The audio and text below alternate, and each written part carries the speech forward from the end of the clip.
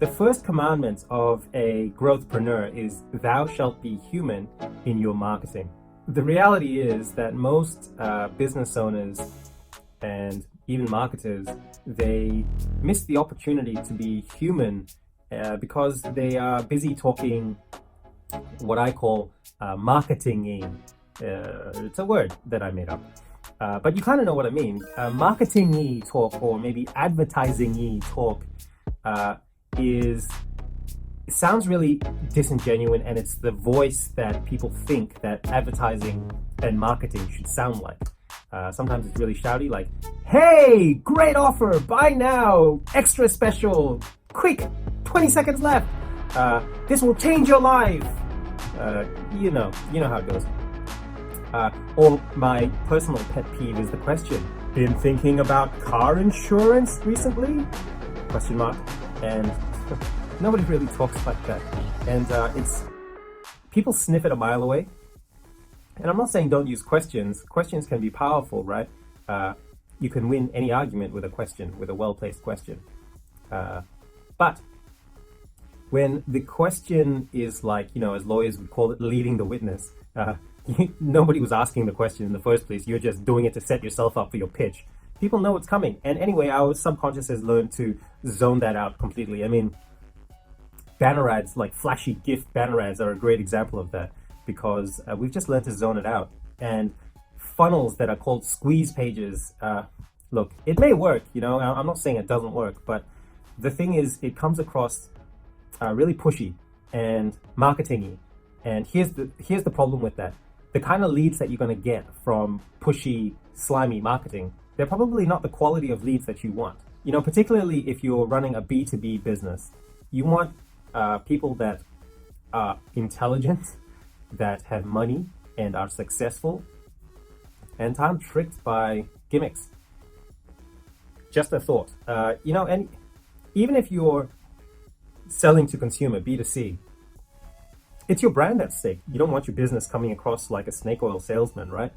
And it's not really your fault. If you think about where you learned this, it's from looking at marketing and ads. And quite frankly, I personally think 90% of the ads and the marketing out there sound like this, because people aren't great writers. They're not great communicators. And so they resort to this kind of tone of voice.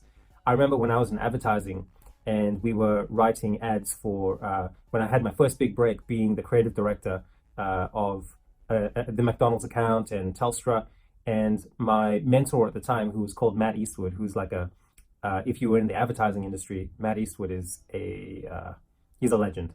And I had the great privilege of having him as my mentor. And the first thing that he taught me was, don't sound advertising-y. And I take that and I've applied it to my marketing and to my clients' marketing. Bringing that humanness back into it is so important, especially in a digital era where everything is shouting at you all the time. So here are 3 frameworks that you can use to bring that humanness back into your marketing. Number 1, when you're talking to a stranger, meaning someone who's just come to your business through your website or through traffic, through an ad for the first time, treat them like you would talk on a first date. A lot of businesses make the mistake of coming in and trying to ask for the marriage proposal on the first date, to use an analogy. They go for the sale, the hard close, straight off the bat. Somebody's just come to your website. They're probably just doing research, and you slam them in the face with like something about buy now, quick. It's going to go away, become a customer. Not in those words, but you get the point, right? And if you treated a first date like that, you probably won't have a second date. As genuine, as sincere as you want about helping and finding a life partner, and this isn't a coaching about relationships, you're probably already, well and truly settled in that regard. And if you're not, that's cool too. But you get my point, right? We're in the Tinder era or the Bumble era, where everything is like swipe left or swipe right, and everything's so immediate.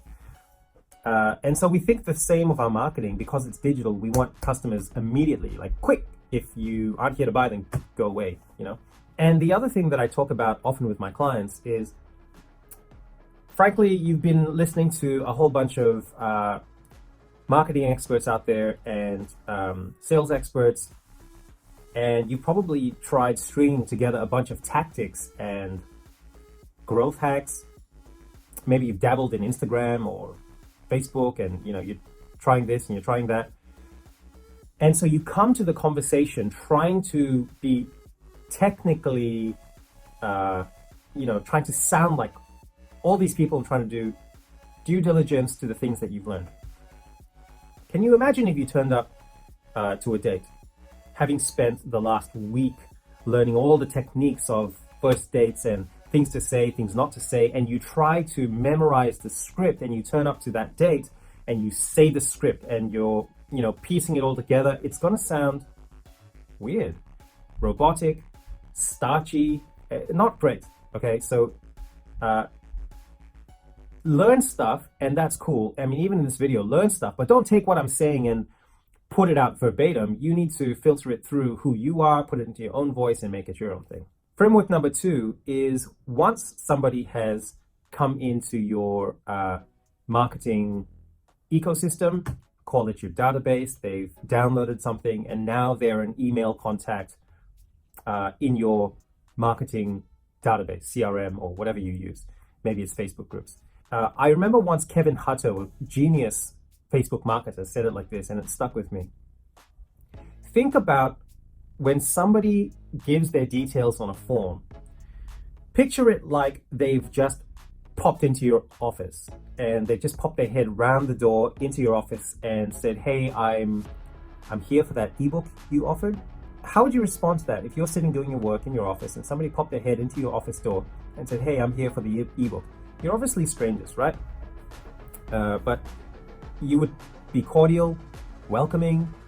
You'd show appreciation that they're there. You wouldn't, open your top drawer and pull out the latest promotion and offer and be like, "Here, have this."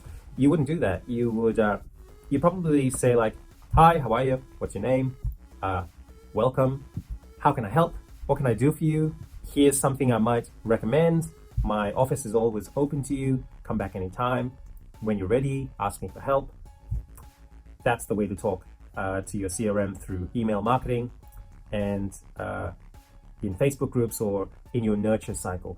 By nurture, I just mean following up until somebody is ready to buy. Statistically speaking, of the research shows that of everybody that's going to buy your product at any point in time, okay, let's say 50% don't buy, 50% do buy. Did you know that 15%, only 15% of those people will buy immediately? 85% will buy sometime in the next 2 years. So that's phenomenal statistic to remember, that of everybody that's coming in, only 15% are ready to buy now. 85% will buy, just not yet. So how would you speak to an audience where you don't know who is the 15 and who is the 85? You would be broader in your communication. So that's framework number 2, to look at how you currently communicate. Are you very shouty? Are you blasting promos and offers all the time? Or are you talking to that 85%? Because you could push them away and lose them. You don't want to do that. And number 3, this is my personal favorite, because I am super fortunate to have clients all around the world who I consider to be some of the best business owners in the world.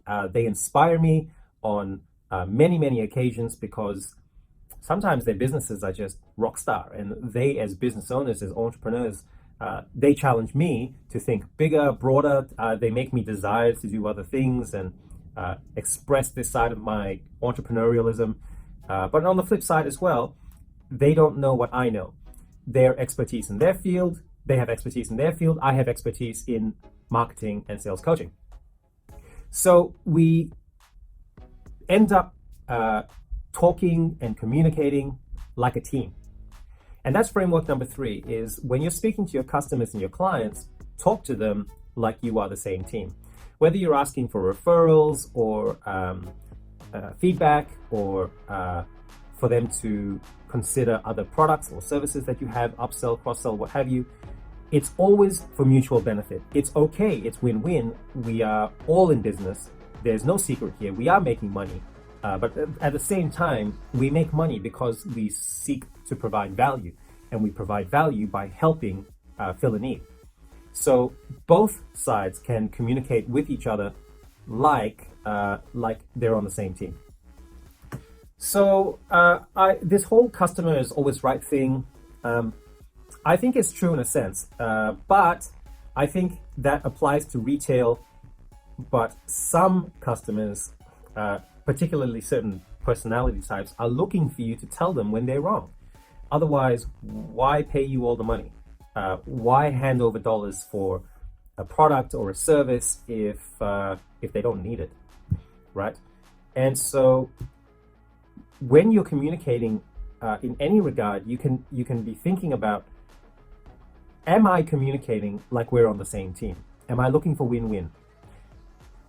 In your customer marketing, asking for referrals, asking for feedback or reviews, you can say things like, like what I do is when I interview clients for case studies, I let them know that it's not just about making what we've done together look amazing and rock star. It's about making your business look amazing and rock star. And in my case, I put significant dollars behind advertising those case studies, and it goes far and wide. And people hear about it, see it, and know about these businesses. I mean, I myself have found businesses and products and services by hearing other people's case studies. So let's address the elephant in the room, right? When you're asking for referrals, does it make your client or your customer look weak or like they needed help? Let me ask you, does it make Michael Jordan look weak for having a coach? Does it make Pat Rafter look weak for needing to buy the best tennis racket and the sports brand interviewing him about it? Of course not. This is the world, and successful people rely on other successful people to be even more successful. So same team, 3 frameworks. Number 1, communicate like you're on the first date with people who you don't know yet, strangers, especially when they're interacting with your business for the first time.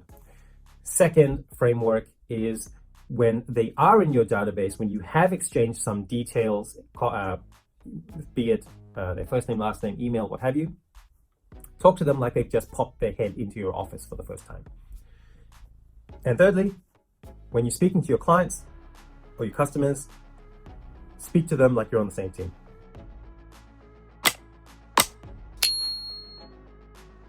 The other thing I wanted to tell you is that my clients and I, we use a framework, a tool that we've developed called the Advanced Buyer Persona. If you Google buyer persona, you'll find lots of different buyer personas out there and things, but we've designed a framework and a template that allows you to go through specifically the kind of things that I've talked about in this video, things like personality type, background, interests, and also how to extract some of that data that you don't have from speaking to real customers from Facebook, because Facebook will fill in a lot of those gaps, like what your customers look for, what they shop for. Anyway, if you'd like to get your hands on that, let me know. Hit the link in the comments below. But for now, I would say goodbye. This is Justin Feng. This has been great. I'm excited that I got to share this with you, and I'll see you next time.